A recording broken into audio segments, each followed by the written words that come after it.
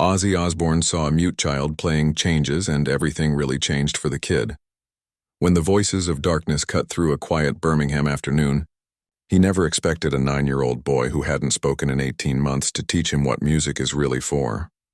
The sky over Aston was the color of old pewter, a soft Birmingham gray that made every sound sharper.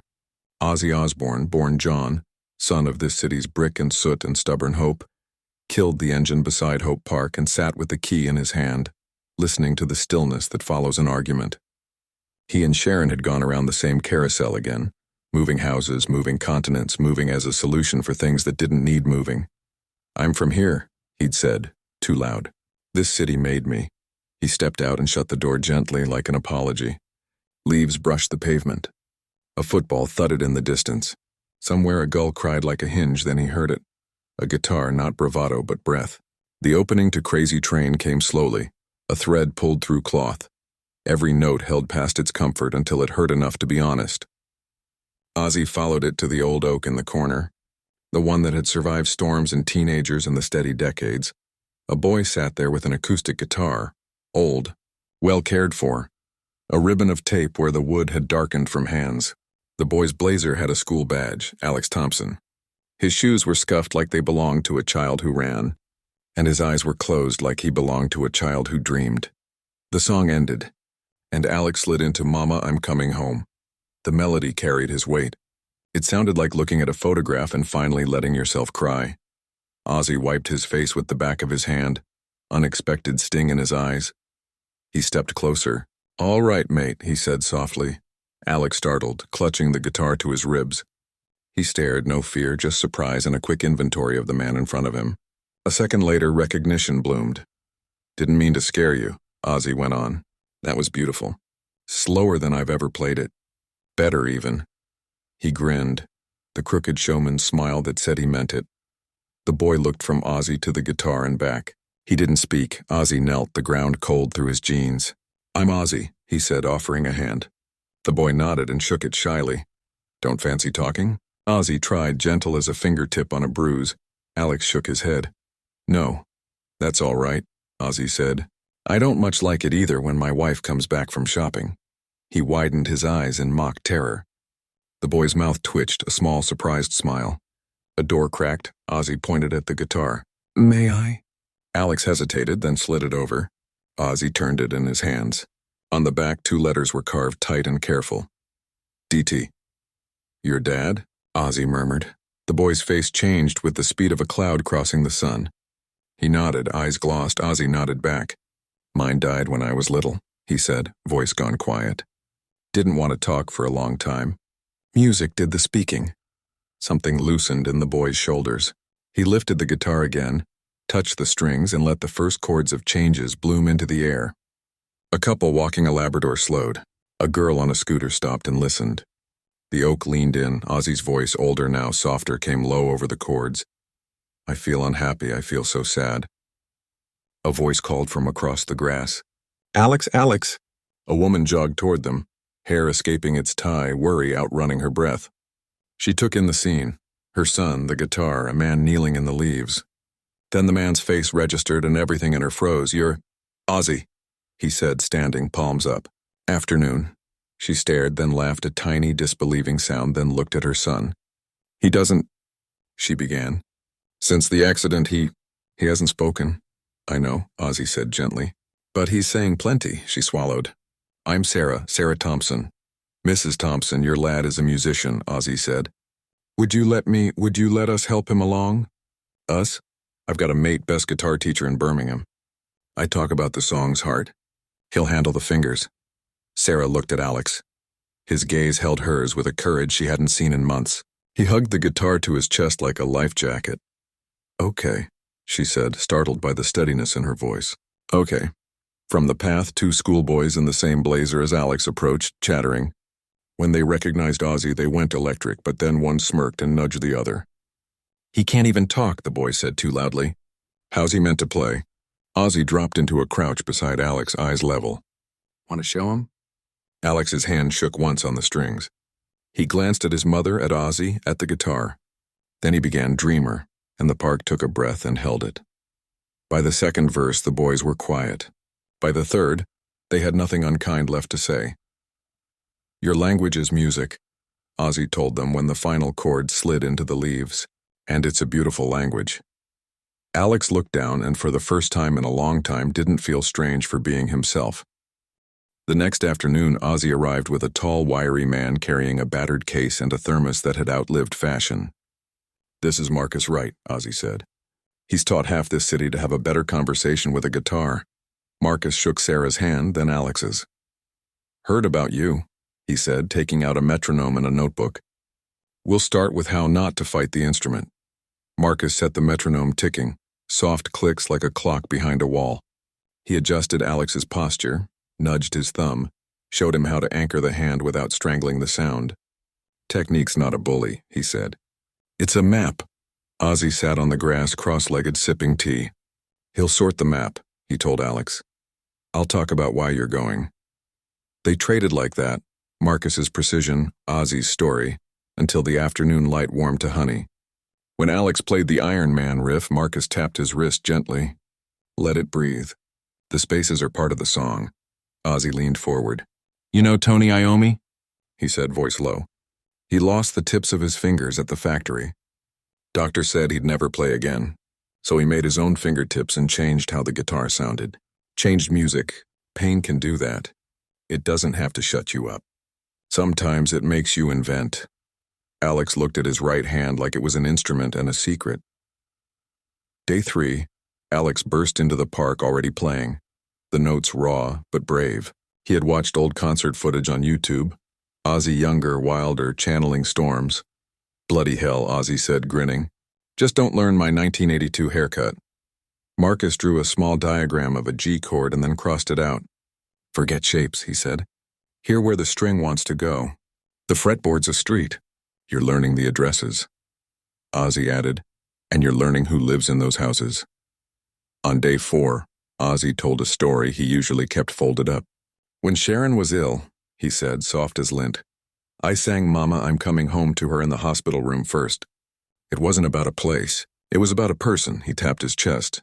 "Sometimes home is who, not where." Alex held the guitar like a prayer and learned the chorus one note at a time. Sarah watched from a bench, hands tight around a paper cup, not because she was cold, but because some moments deserve both hands.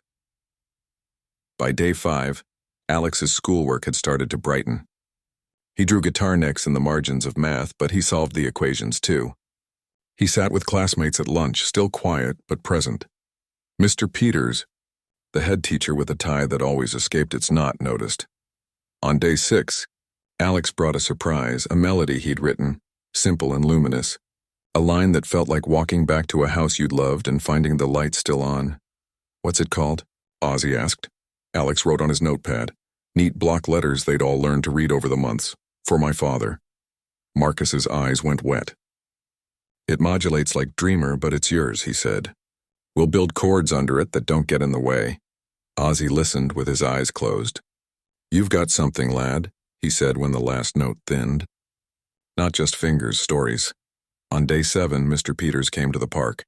"I've had 3 teachers in my office crying," he said, flustered, bemused, a little proud.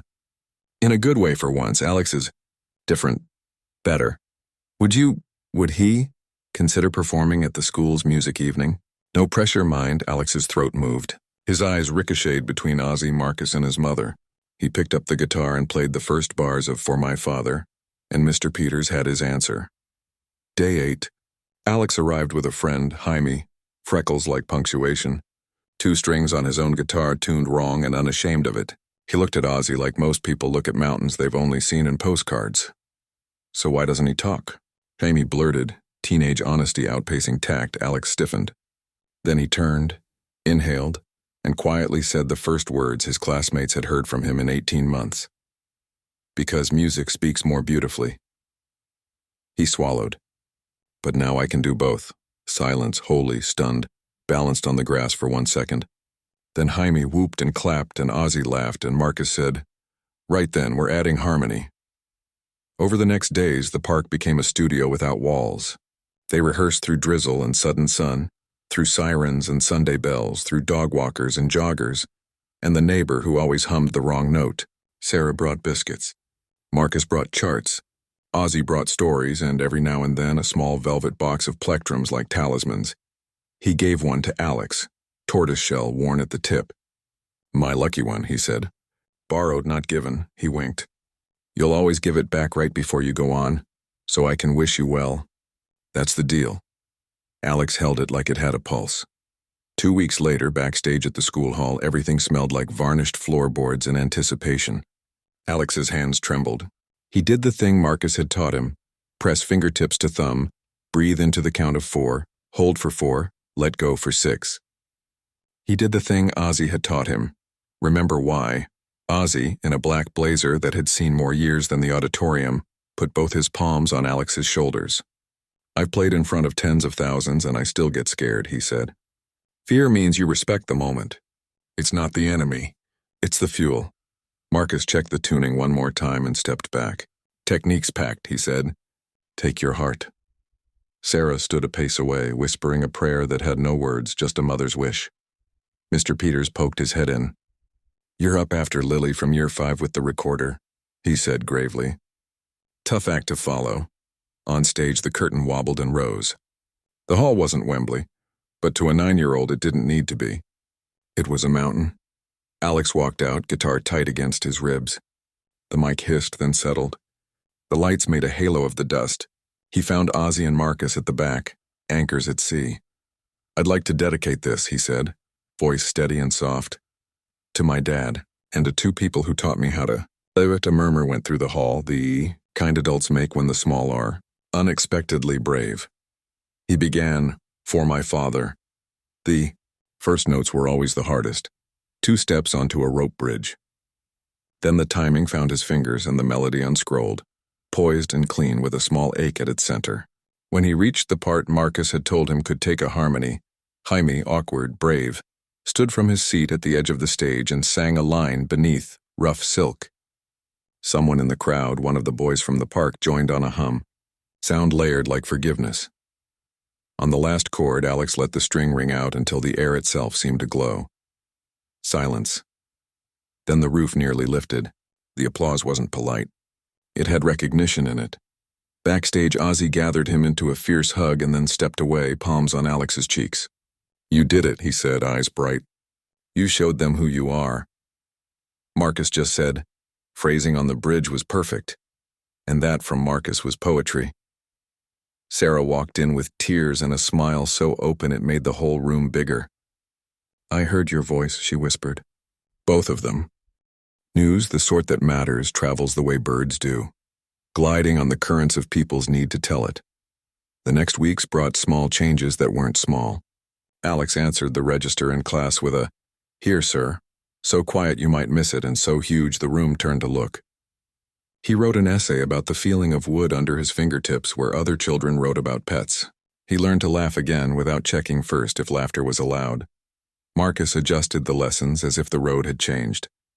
You're not just learning pieces, he said, tapping Alex's notebook. You're learning to think in music. We'll do some theory, not to cage you, but to give you more sky. Ozzy handled the sky. He took Alex to the small house where Sabbath had once been nothing but a rumor, to the pub where gigs smelled like sweat and ambition, to the churchyard where names dated back to a time when everyone worked with hands until they were blunt. This is your inheritance, he said. Not mine alone. Birmingham makes makers. They visited Sarah's workplace with a plate of biscuits because success should leave thank yous in its wake. They visited the oak in the park because beginnings deserve to be kept in the loop. One afternoon, Ozzy brought a letter and placed it carefully in Sarah's hands. It's a small bursary, he said, from a trust that helped me way back. Funds some proper lessons, a decent instrument when he needs one. No strings, he snorted. Well, except the 6, Sarah tried to argue. Ozzy shook his head. Your boy is a story already, he said. Birmingham looks after its stories. Another day he brought a new friend, quiet, bearded, with a case longer than the usual. The man sat on the bench, opened the case, and took out a cello. He nodded once to Alex. They improvised for half an hour, guitar and cello, rain and river, until a toddler beside the swings fell asleep in his pram and his mother didn't have the heart to move him. Play with people who don't look like you, Ozzy said afterward. And people who do. That's how you get big without getting loud. In the evenings, Alex and Sarah talked more. They made a small ritual of setting DT's guitar beside a photograph of him whenever Alex practiced. A quiet altar, not to sadness, but to continuity. Some nights Alex's voice caught and he stopped and Sarah sat on the floor with him. The good kind of crying that empties something out to make room for something truer. One Saturday, Ozzy showed up late, all apology and rain on his shoulders. "Sharon says I'm half a saint and half an idiot," he told them, laughing. "She's right." He looked around at the park, kids skidding on grass, teenagers pretending not to watch younger ones. A man feeding birds he swore didn't need feeding. "Some days I think this is why I got famous," he confessed quietly. "So I could be here now." The annual City Youth Music Showcase was held at a theater whose seats had memorized every posture a parent could make while trying not to cry. Alex's group, 3 classmates and Jaime, had found a name at last: Silent Voices. The irony tasted right. They had written 2 songs, arranged a cover, and learned what it meant to share a stage instead of simply standing on one. Backstage noise rose and fell. Coaches calling. Saxophones checking reeds, nerves being negotiated with. Alex took the lucky pick from its box and pressed it into Ozzy's palm. "Borrowed, not given," he said. "That's the deal," Ozzy replied, closing his fingers around it. "You know what to do." On stage, the lights made everyone glow the same. The band counted in. For My Father had grown, new harmonies. A bridge that Marcus had coaxed from Alex with a pencil and patience. A final chorus that opened into a small, stunned silence before the last line, where Alex sang alone. He sang. The sound wasn't trained yet, but it was true. It was the sound of a boy who had found a way through. The audience stood. Not all at once, first one, then 2, then a row. Then the building remembered how to rise for more than duty. In the wings, Ozzy wiped at his eyes and didn't bother pretending it was sweat. Marcus put an arm around Sarah, who had stopped breathing somewhere in the second verse and started again at the end. Afterward, as programs fluttered and instruments were zipped into cases, Mr. Peters approached with his tie already loosening. "A boy's voice can pull a city together for 4 minutes," he said, half to Sarah, half to himself. "I'd forgotten that." Ozzy looked at Alex, laughing with Jaime, taking a photograph with a girl who wanted to learn guitar, accepting a hug from a boy who had once smirked in a park. "He reminded us," Ozzy said. Time passed, not in a straight line, but in the way songs do, returning to themes, modulating, carrying the past forward until it sounded like something new. Alex grew taller. His hands no longer looked like they belonged to someone learning to hold things carefully. Silent Voices played school halls, then community centers, then a summer festival where the smell of fried onions and rain made the music taste like Britain. Jaime learned to tune before he played. A keyboardist named Nadia joined and made chords feel like light through stained glass. Marcus kept showing up with notebooks and scales, and the kind of jokes that require knowledge to land. He attended every gig in a seat slightly to the left, tapping his foot, nodding at phrasing only he noticed. Ozzy showed up when he could, texted when he couldn't, sent a photograph from backstage at a charity concert where he'd written Alex on the set list margin like a good luck charm. Sometimes he and Sarah had tea in her small kitchen, while Alex rehearsed in the next room. The kettle's soft fury, a steady percussion. On Alex's 15th birthday, the band played a set at a community venue with good acoustics and bad chairs.